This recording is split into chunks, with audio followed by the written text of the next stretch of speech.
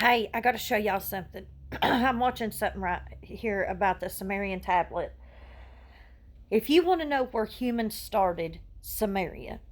That's where it all started. Writing, math, boating, agriculture, farming. It all started there, okay? Pre Egypt, pre all that, Samaria.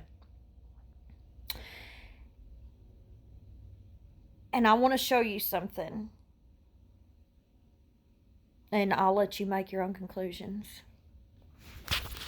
What you're about to see is the translation of the Sumerian tablet. This predates Dead Sea Scrolls. This is before all that, okay?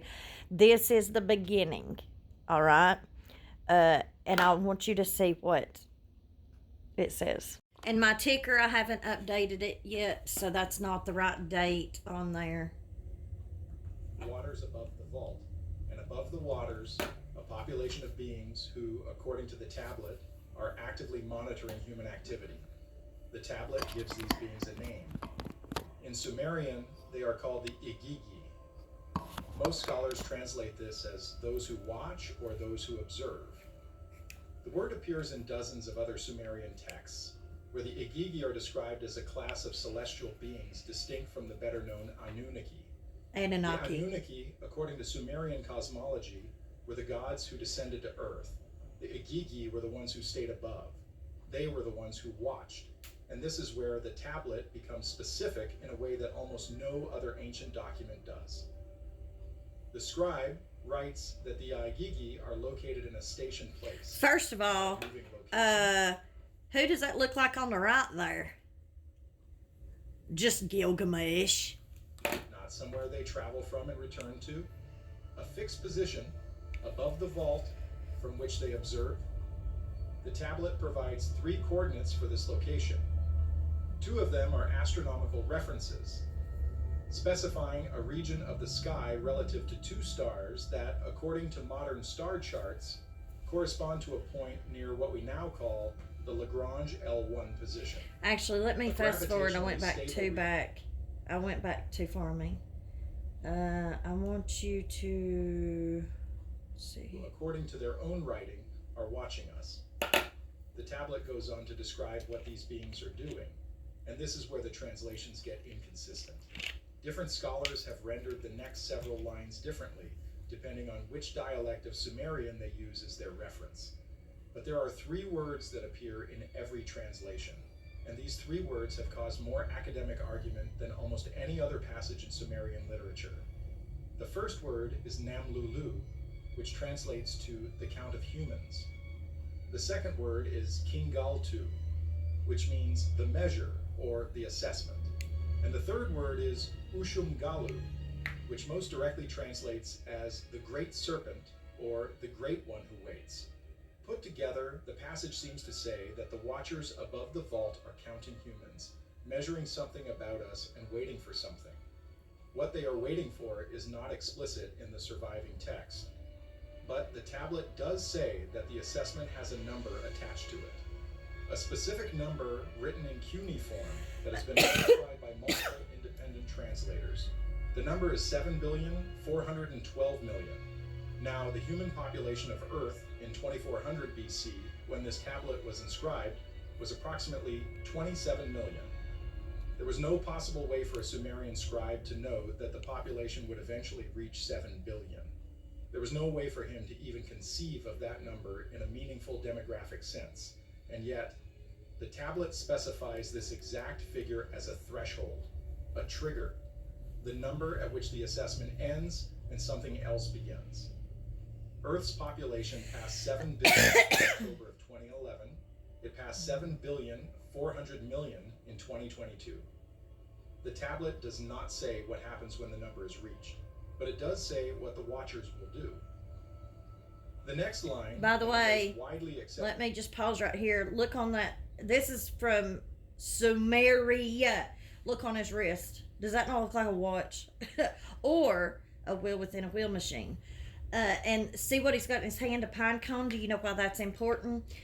Because the pineal gland is shaped like a pine cone, and I believe that is a representation of the apple. because it's what gives us awareness. That's why you see the pine cone outside the Vatican. Um, it's it's paying homage to the moment of awareness when Eve took the bite and become aware of the knowledge of good and evil. And that's what the pineal gland is. The translation reads, "When the count is complete, they descend. They open the vault. They walk among the counted." This is the section of the tablet that most researchers, when pressed, refuse to discuss publicly. Not because they doubt the translation. The translation has been verified by linguists at multiple institutions. They refuse to discuss it because they don't know what to do with it.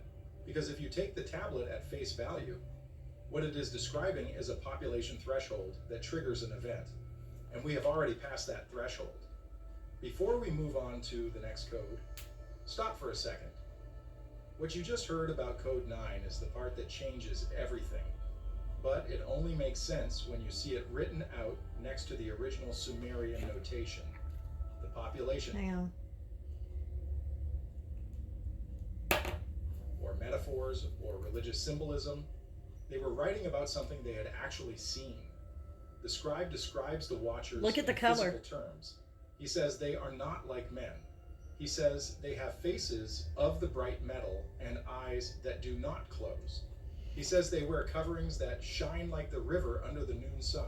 Okay, think about that. Eyes that do not close. What does that sound like? The description of an alien. Them big globe eyes that don't close. Now, when I say alien, I don't mean alien. Aliens don't exist. Fallen angels do. But if you go back to, I believe, what, Ezekiel? Is it in Ezekiel or no? Ezekiel, I believe. It talks about the description, and it says that it's like a globe over a firmament. And then it says their covering shined like the seas under the moon or something like that. Anytime you've seen a alien, I say alien, but movie, they've got on these shiny, like spacesuits, right? That is Hollywood's way of movie-fying reality, taking stuff that exists and making it a movie. He says their voices, when they speak, are not heard in the ears, but felt in the bones.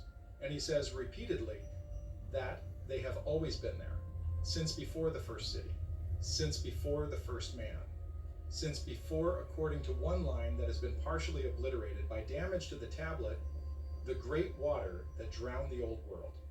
That last phrase is significant. The Sumerians had multiple flood myths, the most famous being the story of Ziusudra, which predates the biblical Noah by at least 1,000 years. In every version of the flood narrative, Look at the watchers are mentioned as having survived the event by remaining above the vault. They watched the flood happen. They did not intervene. And according to this tablet, they made notes. They recorded what survived and what did not. The scribe writes that the watchers keep a great clay book of all the cities that have died, a phrase that, in Sumerian, uses the specific word for an archive maintained by a record keeper. The tablet then gives a specific like date the Vatican for when the now. watchers first arrived, not in a vague mythological sense, but as a That's the pine calculable cone. astronomical event. Who's the keeper The of scribe writes that they vast knowledge on in the Earth right year now? when The great Vatican. mountain in the sky The returned. Vatican Archives. This is a phrase that appears in several Sumerian texts and is universally interpreted as a reference to a celestial body, a planet, a comet, or an asteroid, depending on which translation you follow. If you cross-reference this passage with the Sumerian calendar and apply the astronomical references the scribe provides earlier in the tablet, you arrive at a date. Blue. The date, when converted to our modern Blue calendar, everywhere. falls in the year 11,000 age 34 BC. That date is interesting for two reasons. First, it falls within the geological period known as the Younger Dryas, a sudden and unexplained climate event that caused a global temperature drop of approximately 10 degrees Celsius within a single decade. Scientists still do not have a definitive explanation for what triggered the Younger Dryas.